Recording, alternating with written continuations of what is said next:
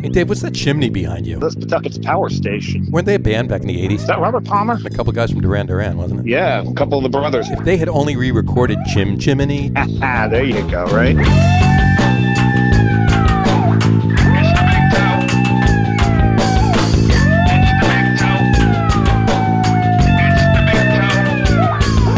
They found the face down in his waffles, maple syrup dripping from his fake roll.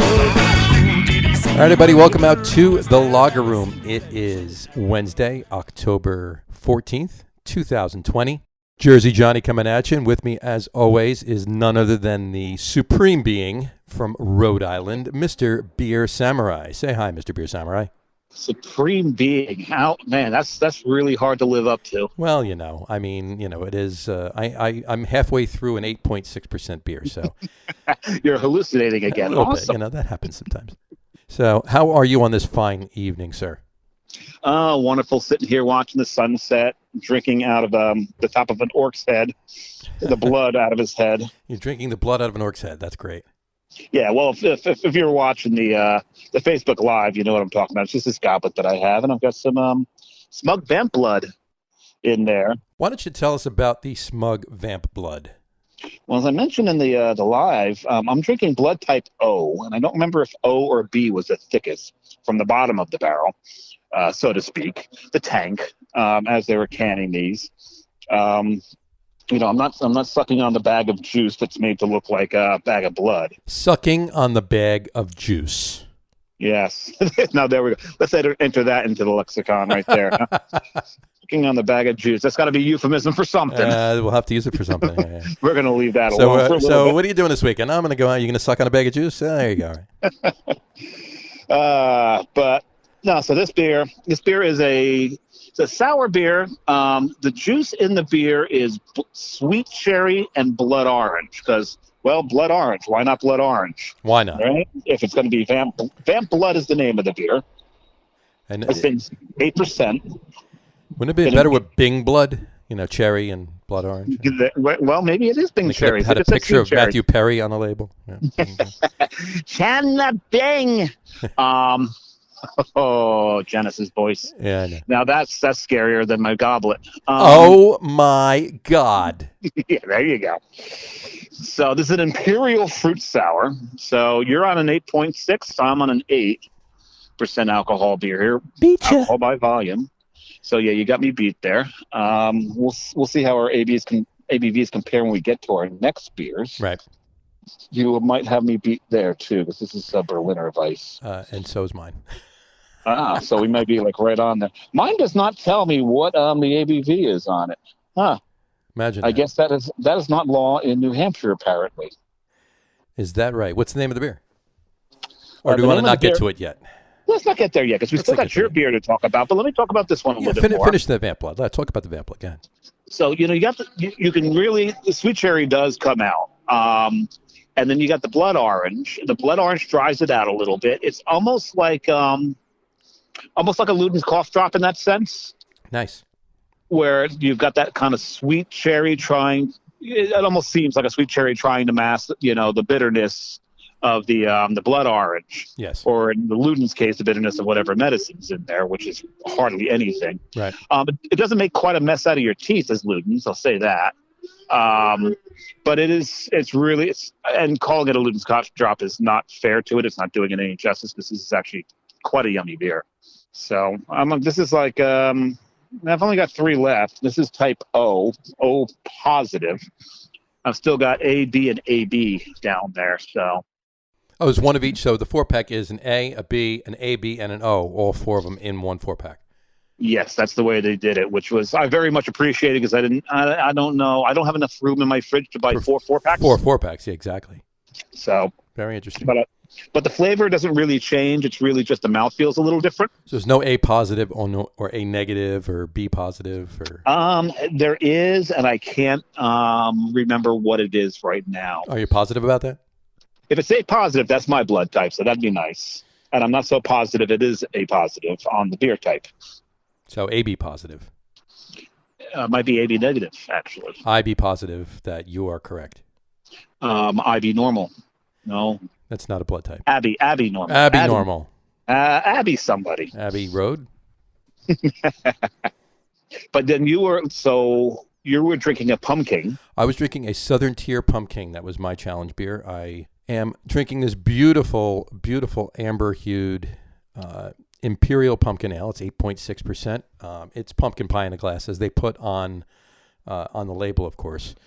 See, I never really tasted it that way. To me, it wasn't so much pumpkin pie as all the rest of the pumpkin pie beers. There was a complexity. There's more of a maturity to that beer than some of the others. And I can tell you what I'm getting out of it, which to me brings more of that out. And I think it's also the way it's brewed and the way it's cared for too. And not to mention the booze in it probably helps.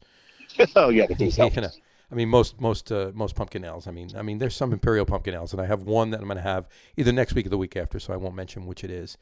But, would it be something out of Pennsylvania? Maybe. It's possible. One of the 3, now maybe 4. Now I think about it, pumpkin beers that I will drink. Exactly, and that one's even darker. But and it's not. Oh yes, it is. And it's not a porter. It's just a very. And it's not dark, a porter. It's not a stout. Yeah, they just. Oof. Yeah. Yeah, I know what you're talking about. Exactly. But anybody else knows what we're talking about, then you know I'm maybe drinking that in one of the next couple podcasts. But those of you that don't, you'll have to tune back in to find out. But but I'm not telling. No, don't say a word. Why would you say a word? I would not, because you might not invite me back. Bach or forward. Yeah, let's leave that there, because now everyone's figured it out. We'll leave it there. All right. Anyway, beautiful amber hued. I mean, here's what I'm getting. I mean, the nose is, the nose feel, if you will, for the nose feel. For those of you out there that have. We will continue to do this. Caught on to that new word that a gentleman by the name of Eric had invented last year, and it's definitely catching on, at least with me and Dave.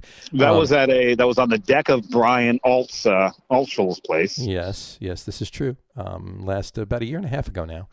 And he brought the best beer that night. He did. He absolutely did. The Steelers fan brought the best beer. Despite claiming he knows nothing about beer. So the nose in this beer is really crazy good. Most other pumpkin beers, you're going to get cinnamon, you're going to get nutmeg, clove, all the pumpkin pie spices, and you're going to be able to pick them apart. This is just a wonderful marriage of all of that. You're not going to. It's very difficult to pick out just one thing, and you get some of the booze. And I think, and I could be wrong.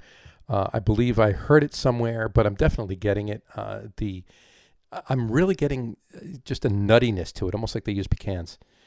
See, this is what I'm saying. Remember, I just a little earlier I said I get something different out of it than most. To me, that beer almost tastes like they made a beer out of roasted pumpkin seeds. Yeah, even that, you can do that too. I'm definitely getting. I'm definitely getting that nuttiness. It's malty and bready. More so than you would find with any other pumpkin beer. And the cinnamon does, dominate to a point with the nutmeg, but there's definitely some sort of nuttiness happening here. And if it's just an amazing thing that they were able to achieve with the blend of malts that they use, that's a wonderful thing for them. But I definitely would not be surprised to find out there's some pecans in this. There's some what? Pecans in this. I see what you. So they went with the pecan pumpkin pie. Mm-hmm. It's such a delicious beer. It really is. It's one of the best pumpkin beers out there, as far as I'm concerned. It's really tasty. It's definitely boozy. It doesn't. I'm not going to say that it doesn't taste like an 8.6%. It actually tastes like it could be higher than an 8.6% with the booze in it. But it's still easy drinking. It's not like it's a sipping beer. Thing sneaks up on you. You can finish this quickly. Yeah, it's a really tasty beer. So those are the so much for the Facebook Live beers, and we're trying to get these down as fast as possible so we can move on to the next. But while we're finishing these, what'd you do this weekend? Funny you should ask. I took a ride and visited a couple of breweries. Do tell. I will. There were a couple of New Jersey breweries. First one was Screaming Hill. Screaming Hill. The Farm Brewery. The Farm Brewery. Farm Brewery in the Jackson. The middle of it's actually technically Freehold, I guess. It's on the other side of Jackson, but Freehold is more. Freehold is more than like 2/3 of Monmouth County. It's Cream Ridge. Cream Ridge, yes, very good. Cream Ridge. No. Middletown Township is 2/3 of Monmouth County. Well, between Middletown Township and Freehold, That's most. Yeah. that's most of Monmouth County. Then you got the other small towns like that I'm in and everywhere else. But Yeah, the shore. the shore, yeah. But Cream Ridge is basically where the brewery is in Cream Ridge, because Cream Ridge is pretty big in and of itself. It's a section of Yeah. Freehold. And if you guys don't know your geography in New Jersey, that's right by Great Adventure. I was going to say it's literally 5 minutes from Great Adventure. Yep. It's down. It's about a half a mile to a mile down the road. Make a right and go out about another mile and a half, and you're at the brewery. It's right there. But they were doing. It was pretty cool what they were doing. They were doing crop circles. Is what they did. What are they? So they actually marked out circles. They had barrels set up, and you had the area right around the barrel. And then anywhere there wasn't a barrel, they actually marked out circles on the ground, and that's where you were able to sit. And they had those no more than, I believe it was 6. It could have been 8, but I think it was 6 per circle. If you were 8 or 12 or 10 or 12 or whatever, you needed 2 circles, obviously. And you couldn't intermingle. You had to stay in your own circle. And then when they served the beer, if you had a barrel, they served the beer onto the barrel. And if you didn't, they served the beer to a large communal table, if you will, and, got your attention, said, these are your beers, and then you walked over and got them from them with your mask on, of course. Of course. But yeah, I think they've been doing it for a little bit. I don't think they've been doing it for a while. They had some kinks they were working out, but they seem to have gotten them down by the end of the day. Let's put it that way. And they had a few new servers, and a lot of the staff was serving too. In fact, one of the last servers that served us was actually the brewer. So everybody was pitching in. But go ahead. It's nice to hear that. So it's a small brewery. Mm-hmm. It's in the middle of nowhere. It's not the easiest to get to. No. It's off the beaten path, and they've survived, and that makes me happy to hear that. Yeah, it was really cool. The beer they're brewing is pretty spot on too. I mean, they're brewing some pretty cool stuff. Of course, I had a few IPAs, and they're in line with everything else.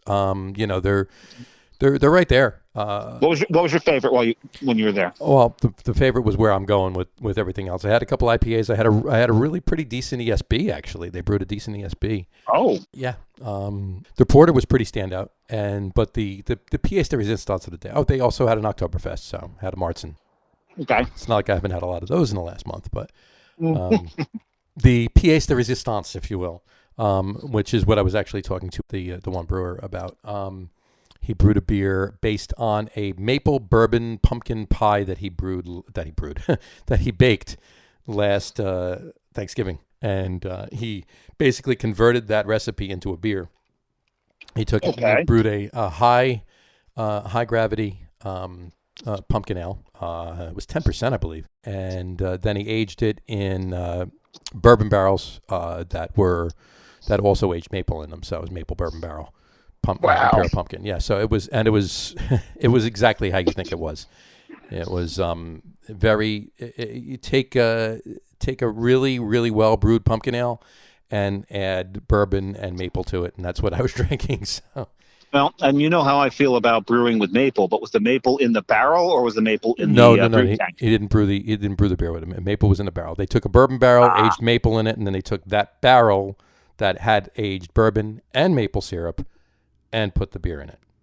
That's a beautiful way of doing it. Yes. Oh, cool. But it was really good. And then from there, we actually took a ride up to Old Heights. Old Heights is a new brewery. They've only been open for a couple months, 2 or 3 months maybe. Okay. They're in Heightstown, not too far away, about a 20-minute ride from Screaming Hill in Heightstown, New Jersey. And they had a bunch of beers as well. They had a couple IPAs on the menu and a few other things. But the winner of that show was definitely their Wee Heavy they brewed. So what they brewed? They brewed a Wee Heavy. A Nice, really tasty Scotch ale. It was really good. Nice and malty, huh? Nice and malty, yes. Nice and malty, yes. It was pretty tasty. And one of those might have made it home with me, and it might end up on one of these other podcasts too. Just to let you know. So. Nice. And And how did it compare to Bellhaven's? Because as far as I'm concerned, Bellhaven's Wee Heavy is the Wee Heavy. Everything must be judged against. I mean, Bellhaven's is definitely the measuring stick, but it was pretty damn good. For a brewery that's been open 2 or 3 months, it was a damn good Wee Heavy. Let's put it that way. Nice. And kudos to the brewer and his wife. Just had a baby. So. Oh, congratulations! Congratulations to them. The baby's a week and a half old now, almost 2 weeks old. I believe its nickname is Birdie. Birdie. I will edit this if it's not. I will double check before I post the podcast. But I believe the baby's nickname is Birdie. And Lisa and her husband, I forget, his name slips me. It slips my mind. Alex, that's it. His name is Alex. Congratulations to you guys on the baby and the brewery and the beer and everything else. So there you go. Nice. Well, it looks like Rhode Island's going to get a few more breweries coming up later this fall, which will be interesting. One's going to be opening up down near Beer on Earth, and I need to get down there so I can get some of Beer on Earth's beer. Nice. Get them on the on this podcast, and also the new one. But you know me, I usually don't really like doing a brand new brewery in the first month. No, you got to wait a month or two.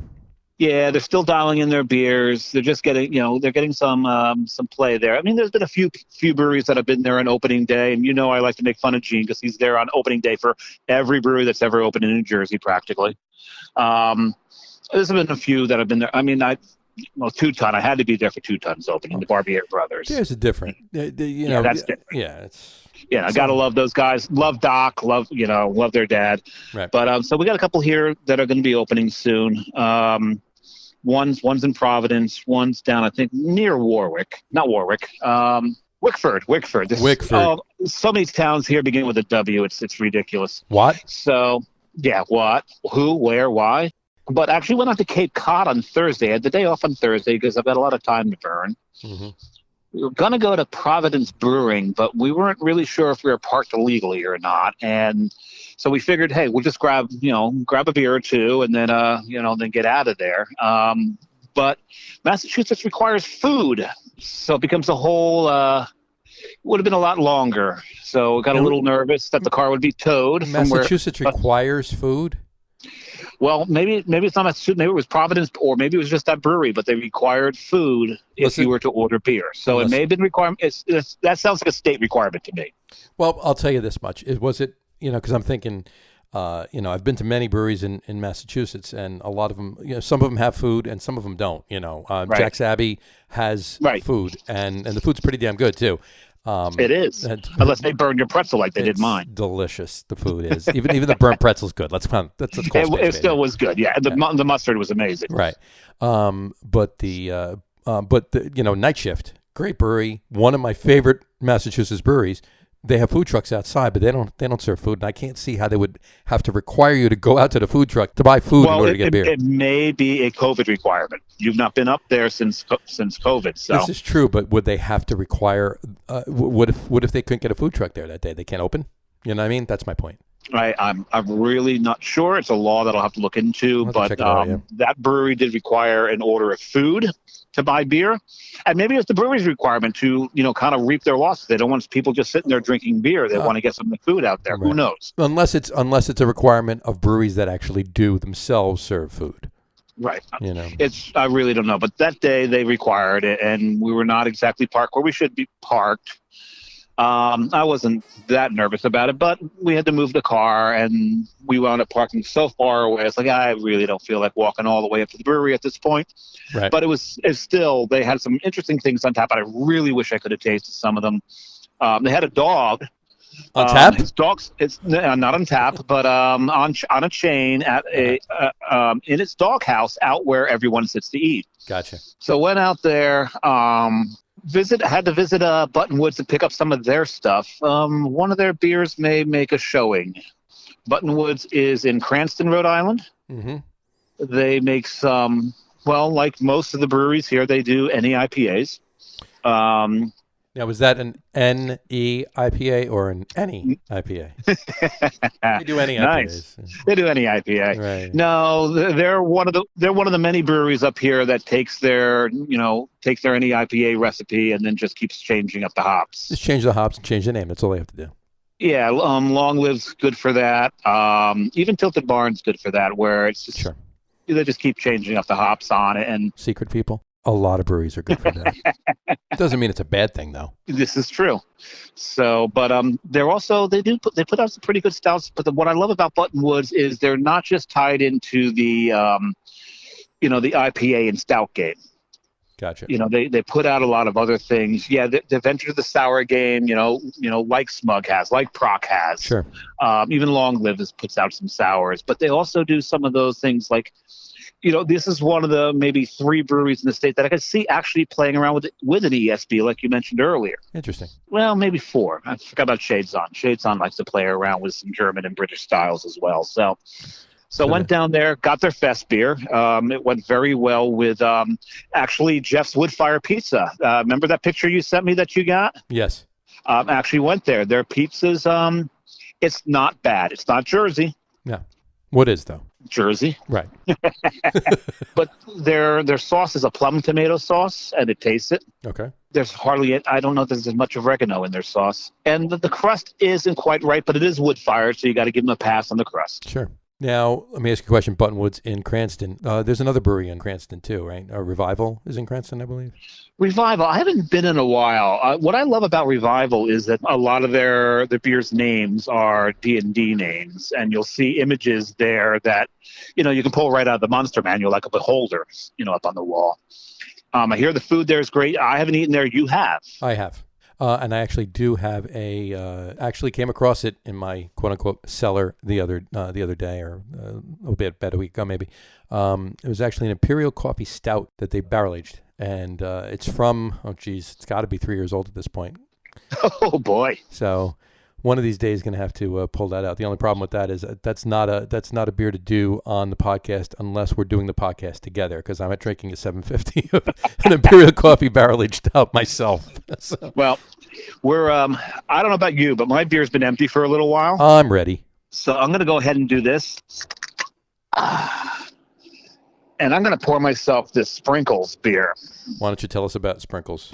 Sprinkles is from Tilton, New Hampshire.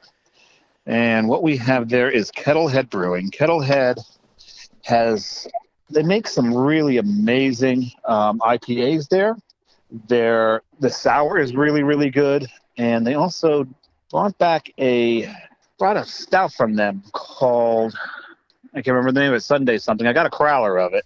So it's a dessert stout. But we're here to talk about Sprinkles. Sprinkles is blackberry, blueberry, and lemon peel sour. It's a Berliner Weiss, so it's got, so it's not overly sour. It's not going to pucker you up or anything. And what I love about Berliner Weiss is they really let the flavors that you put in them shine through. And so if you've ever had a blueberry lemon tart or anything that's blueberry and lemon, right, this is what this plays off of, and it does it in a very, very lovely manner. It's got a beautiful, kind of like a magenta color to it. No head whatsoever. It is a sour, so sure. The acid in it kills the head. But the flavor of this beer, I couldn't tell you the ABV. It's not on the can, like we mentioned earlier. It is on Untapped, though. I could tell you what the ABV is. What is the ABV of this? That would be 5%. 5%. Nice. Yeah. Okay. So we'll go with this, and I'll probably chug this sucker down because it's just too damn delicious to sip.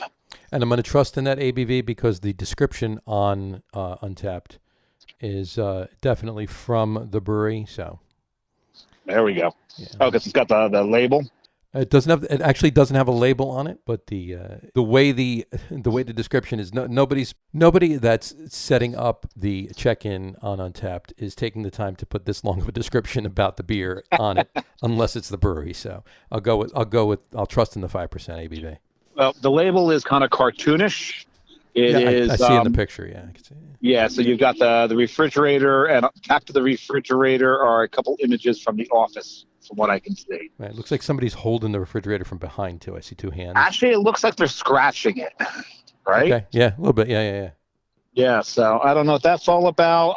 Maybe it's an Office reference. I'm not sure, but maybe. All I know is I'm really enjoying the beer. And however, if you watched Facebook Live, the teaser for this podcast, you will have seen that I was wearing the shirt for one of my favorite breweries, if not my favorite brewery on the planet, Carton Brewing. Well, I saw that, so.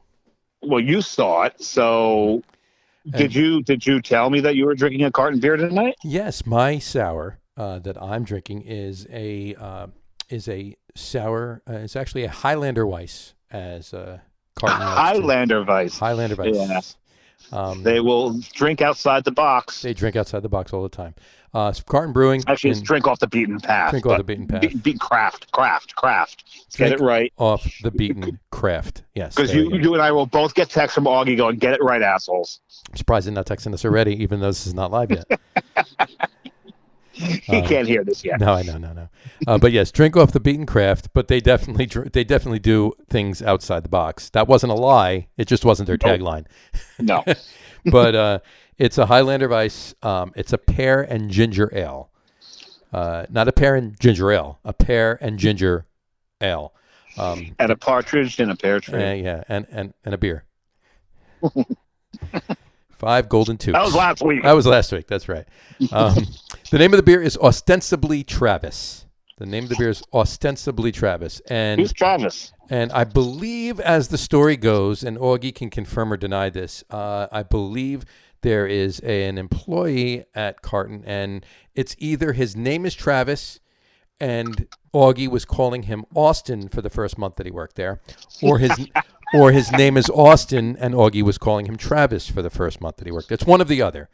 It sounds about right. Yeah. So 6 of one, half dozen of the other. But yeah, the name of the beer is ostensibly Travis, and it's a Highlander Weiss, pear and ginger Highlander Weiss, and it's only 3.9%. So maybe he thought his name was too biblical. It could have been. I'm going to open this now. So hold on. Yeah, let's hear it. That's a beautiful thing. That was lovely. Now I'm pouring it in my glass. It's a good place to pour it. Pouring it down your pants. I know you drank an 8.6, but pouring it directly down your pants is not the best idea. Not the pants. No. You're not going to get a good flavor out of that. That would be bad. And I can't even tell you how awful the nose feel would be.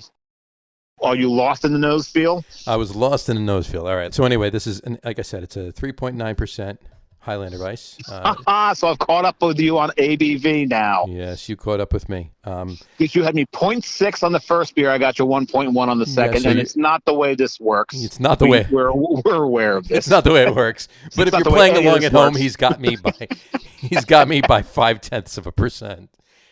Maybe. So in any event, I'm going to go ahead and smell this. Give me a minute. Does it smell like beer? It smells like beer. It smells like pear. It smells like ginger. I'd rather smell Marianne. I'm leaving that one alone. It's definitely a straw, very light. As you would imagine a Berliner Weiss would look. No, it's pear, so it's pear, so it's a lovely pour. It's got a little bit of a head, just a teeny little bit of a head. It's not gone. It's just coating the top of the beer. Just a thin just coating sitting on the top there of the beer. and just simmering. That's it. It's just the bubbling of the beer is just causing this slight white film on the top with a little bit extra of it around the rim when it meets the glass at the top. So I'm gonna take a sip. Okay, good idea. The only time we can get John to shut up is when he's drinking his beer. Mm-hmm. Wow, this is good. Oh, that was a rave review. I wasn't done yet. I had to take another sip. Yeah, it's a very tasty Berliner. Very, very subdued. Very, very, to say what the kids are all saying, very crushable. Very crushable. Very yes. crushable. And the first time I heard that, I really thought they meant you could take the can and crush it against your head.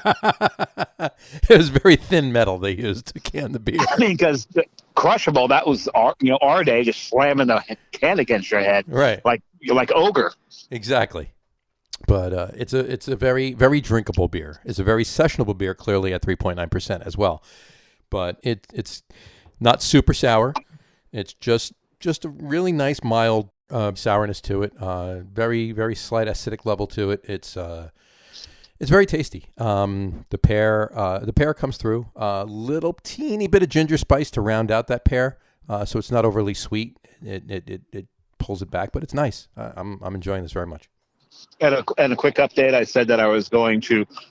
Well, I said I was going to chug that beer down, but we'll go back with your phraseology here.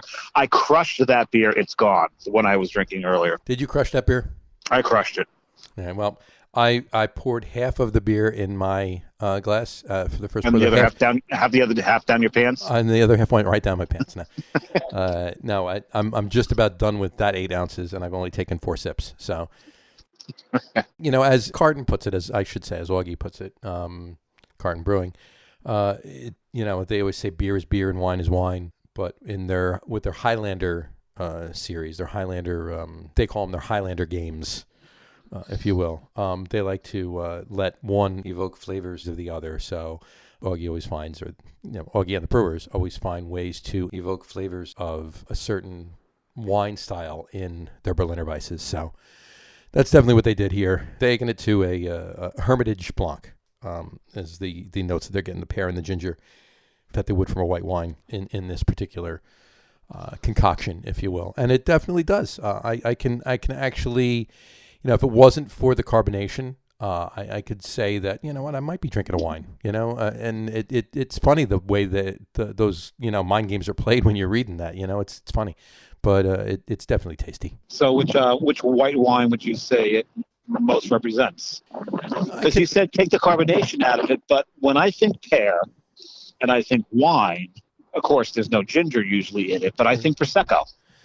Yeah, you know what though, but that Prosecco has carbonation. But if you take the carbonation out of it, that's what I'm saying. Right. You said take carbonation, but put it back in. Put it back in. Yeah, Prosecco. Yeah, I guess suppose a pear Prosecco or whatever. But yeah, I could see that the little bit of the sourness in it. It could almost be as if I was drinking a Sauvignon Blanc. Okay. All right. But you know what? I think next time I have a Prosecco, I've got some candied ginger. Maybe I'll drop a piece of candied ginger into the bottom. And see what that gives me. Well, you're going to have to drink one of these too to see if it mirrors it, though. Yeah, I gotta find a way to get my hands on one. I wonder how you could do that. I wonder how I could do that. Well, speaking of that, when is your trip? So my trip is scheduled for the 22nd. There's 2 things that may interfere with that. Which is? The first one is the company may have to send me down to Mississippi to work with a 3PL, that's a third-party logistics, if anyone really cares, right? That is doing some of the work for us for this holiday season. So that may interfere with it. But the other thing that may interfere with it is that like up here, the college kids in New Jersey can't seem to control themselves, and you guys have hit such a huge spike over the last couple of days with COVID that if there's a risk of New Jersey showing up on the quarantine list at Rhode Island, I can't come. Gotcha. Can you go over to Monmouth College and tell them to knock it off? Oh, I'm sorry. It's Monmouth University now, isn't it? It's Monmouth University now, yeah. But yes, I'm sorry. They got upgraded. But in any event, But here's the thing, guys. You can do things. You don't have to stay home. You don't have to hunker down. You don't have to sleep in the closet. But be smart, people. Be smart. That's wear the damn mask. Just wear a mask. Wear the mask. But so if things settle down, I don't get sent down to Mississippi. Actually, it's not even Mississippi. Well, it is Mississippi, but I'll be flying into Tennessee because it's basically Memphis. So if I get sent to Memphis, I won't be crying. I won't be crying too hard. Memphis, Tennessee. We're going to Memphis. I'm sorry. Walking the streets of Memphis. Yes. I was walking in Memphis. And the people down there have promised me barbecue. There you go. If I go down. So, one of the main reasons to go to Memphis, by the way. Oh, yes. And so I won't cry too hard, but I'd much rather get back down to my home state where my heart is and where some of my favorite breweries on the planet are. And if I get down there, you know which ones I'll probably be hitting. Absolutely. So we'll see. So if I do, the 22nd will be the first travel date.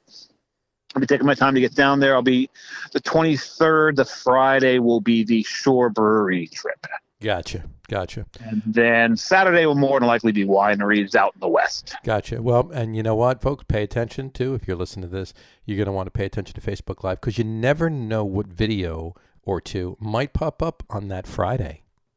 You never know. If I make it down, we'll see what happens. We'll see what who happens. winds up where and who we talk to. This is true. All right. But it's getting dark up here. Yes. It's getting to that time of the night. And the sky is starting to look like the horizon is starting to look like a you remember what were those shirts back in the 80s? The Pacific Coast Highway, something like that. Ocean Pacific? Ocean Pacific. Remember those almost rainbow pattern to it? Yes, I do. That's what the sky looks like right now. That is crazy. Yeah, it's nice though. Hopefully we'll get a few more nights like this up here before winter sets in. All right.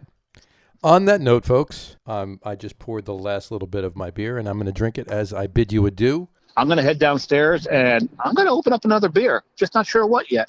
I think you should open up a beer. And, folks, I have to continue working tonight because it's time for me to switch gears out of craft beer and into sports. We're about to go do the sports podcast. Hey, by the way, your football team sucks. Oh, by the way, Dave, your football team sucks. Yeah, because it's the same damn team. Damn team. So I'm going to head, like I said, I'm going to head downstairs, grab myself another beer, and get myself some chili. You got it. I'm gonna take off too, and I'm gonna switch gears into sports mode, folks. Once again, thanks for listening to the podcast. We appreciate it. And go Rays! There you go. Go Rays! Rooting for the Rays. Once again, folks, thanks for listening to the podcast. You can check out our podcasts every week when they become live. You don't even have to wait for them to be posted either on the website or on one of our social media channels. The website, of course, is www.loggerroom.com, LAGERROOM.com. And, of course, all of the social media, Facebook, Twitter, and Instagram is at The Logger Room. But you can also subscribe to our podcast on Apple Podcasts, Spotify, TuneIn, and Stitcher.